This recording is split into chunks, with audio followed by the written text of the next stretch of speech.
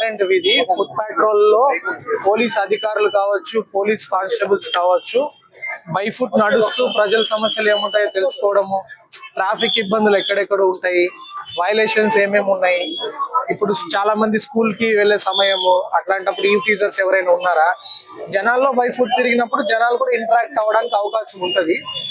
పోలీసులు మన కోసం ఉన్నారు కదా, వాళ్ళకి ఏమైనా సమస్యలు ఉంటే డైరెక్ట్ గా వచ్చి చెప్తారు. అది ఒక ఫుడ్ పెట్రోల్ ప్రజలకి రీచ్ అవ్వడంలో ఒక ఇంపార్టెంట్ ఆస్పెక్ట్ పోలీసింగ్ లో. ఆ ఫుడ్ పెట్రోల్ అనేది ఇప్పుడు జిల్లా వ్యాప్తంగా ఈ రోజు చేస్తున్నాం. ఇంకా ముందు ముందు వారం వారం ప్రతి స్టేషన్, ప్రతి ఆఫీసర్, ప్రతి కానిస్టేబుల్ కూడా ఫుడ్ పెట్రోల్ లో భాగంగా వస్తారు. వచ్చినప్పుడు జనాలు ఏమన్నా వాళ్ళ సమస్యలు ఉంటే చెప్తారు. ప్రజలు మాకు కూడా ఏదైనా ట్రాఫిక్ అబ్స్ట్రక్షన్స్ ఎక్కడ ఉన్నాయి ప్రత్యక్షంగా చూసినప్పుడు కరెక్షన్ రెమెడీస్ చెప్పడానికి అవుతుంది.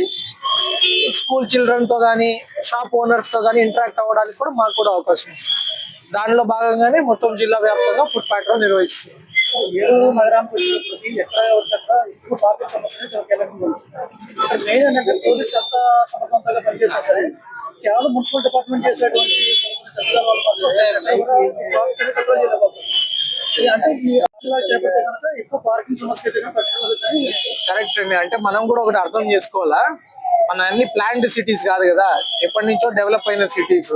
ఒకేసారి అన్ని కొట్టేసి అక్కడ ఇక్కడ తీసేయాలన్నా ప్రజలకు కష్టం. But at the same time police వాళ్ళకు కూడా మీరు అర్థం చేసుకున్నారు, పోలీసు వాళ్ళు ఎన్ఫోర్స్మెంట్ చేయడం ఆపడము ఒక 10% మా చేతుల్లో కంట్రోల్లో ఉంటది. నెంబర్ ఆఫ్ పార్కింగ్ ప్లేసెస్ ఉండాలి, ఆ రోడ్స్ ప్రాపర్ గా డిజైన్ చేయాలి, ఫుట్ పాత్ ఉండాలి, అప్పుడే ట్రాఫిక్ రెగ్యులేట్ చేయడం సులభం అవుతుంది. ఫర్ ఎగ్జాంపుల్ ఏలూరు చూస్తే చాలా కాలేజెస్ ఇన్సైడ్ టౌన్ లో ఉన్నాయి. వాటికి కూడా ఒక ప్లాన్ స్లోగా తీసుకురావాలి. అంటే ఇవాళకి ఇప్పుడు మార్చేయమంటే ప్రజలు, అందరు స్టూడెంట్స్ అందరూ ఇబ్బంది పడతారు. కానీ ఒక లాంగ్ టర్మ్ ప్లాన్ వేసుకోవాలి. దానికి సిటీ అవుట్స్కట్స్ లో కాలేజెస్ ని నెమ్మదిగా మొబిలైజ్ చేసుకోవడము, దానికి ఒక ప్లాన్ పెట్టుకోవడము. పెద్ద పెద్ద షాపింగ్ కాంప్లెక్స్ చూసాము, కొన్ని కాంప్లెక్స్ వాళ్ళు చక్కగా అండర్ గ్రౌండ్ పార్కింగ్ చేస్తున్నారు. కొంతమంది అండర్ గ్రౌండ్ పార్కింగ్ ని మొత్తం కన్వర్ట్ చేసేసి దాన్ని కూడా షాపులు పెడుతున్నారు. అలా పెడితే ఒకటి పార్కింగ్ మాత్రమే కాదు, ఇప్పుడు గోవాలో మొన్న 23 మంది చనిపోయారు. ఎందుకు? సిలిండర్, ఒక చిన్న కిచెన్ ఫైర్ అయింది, వెళ్ళడానికి వాళ్ళకి ఎమర్జెన్సీ ఎగ్జిట్ ఏమీ లేదు. రీసెంట్ గా మన ఏలూరులో కూడా చాలా దగ్గరలో ఫైర్ యాక్సిడెంట్స్ అవుతున్నాయి. అప్పుడు కానీ వీళ్ళు పార్కింగ్ కానీ ఇంకో డబ్బులకో ఆలోచించి ఆ స్పేసెస్ అన్ని ఆక్యుపై చేస్తే దాంట్లో ఉన్న టెనెంట్స్ కూడా ఇబ్బంది, అక్కడికి వెళ్ళే ప్రజలకు కూడా ఇబ్బంది. సో ప్రజలకి నేను ఏమి విజ్ఞప్తి చేస్తున్నానంటే, ఎవరి దగ్గర అయితే పార్కింగ్ ప్లేస్ లేదో, ఎక్కడైతే మీ ప్రాణాలకు ఏదైనా మున్సిపల్ వైలేషన్స్ ఉంటాయో అలాంటి షాప్స్ ని మీరు బాయ్కాట్ చేయండి. అట్లాంటి షాప్స్ లో మీరు వెళ్ళారంటే మీకు చాలా మీ ప్రాణాలకు కూడా కొన్నిసార్లు ఎమర్జెన్సీ ఇబ్బంది. అప్పుడు వాళ్ళే తెలుసుకొని అట్లాంటివన్నీ వాళ్ళు క్రియేట్ చేసుకుంటారు. అది ఒక పద్ధతి. సెకండ్, అలాంటి ప్లేసెస్ ని కూడా ఐడెంటిఫై చేసి AP police public safety act కింద వాళ్ళకి నోటీసెస్ కూడా ఇవ్వడం జరుగుతుంది.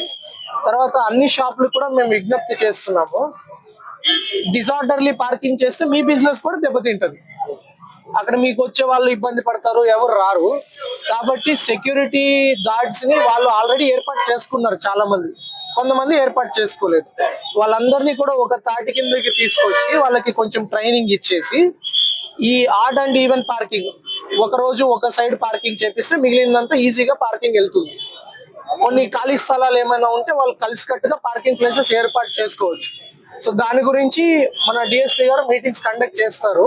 వాళ్ళందరూ షాపింగ్ కాంప్లెక్స్ ఓనర్స్ వాళ్ళందరినీ కూడా పిలిచి మాట్లాడతారు. దీని గురించే క్షేత్రస్థాయిలో ఎలా ఉంది గమనించడానికి జిల్లా వ్యాప్తంగా we are going. Will come with ఒక ప్లాన్ వేసుకుని తీసుకొస్తాము. దానికి ప్రజలు కూడా మాకు సహకరించాలి. లేదు, ఆల్రెడీ స్టాగర్డ్ టైమింగ్స్ ఉన్నాయి. కానీ ఏలూరు కూడా ఒక విద్యానగరం కదా, ఎక్కువ మంది ఏలూరుకి వచ్చేది ఎందుకు? చుట్టుపక్కల గ్రామాల నుంచి చదువుల కోసం వస్తారు. మాక్సిమం మన రోడ్స్ అన్ని అంత వైడ్ లేవు, ఉన్నంతలో మనం మేనేజ్ చేసుకోవాలి.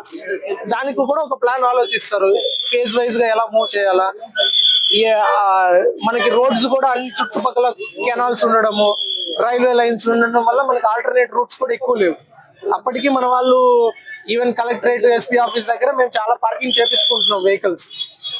వీళ్ళకి ఆల్టర్నేట్ ఎలా వ్యవస్థ చేయాలనేది లాంగ్ టర్మ్ లో వర్కౌట్ చేస్తాము. ఇప్పుడు 2 సైడ్లు రోడ్డుకు ఉన్నాయి పార్కింగ్ చూస్తే, ఒక సైడ్ పెట్టుకుంటే ఈజీగా వెహికల్ మూవ్మెంట్ అనేది ఉంటది. దాని గురించి వర్కౌట్ చేస్తాం.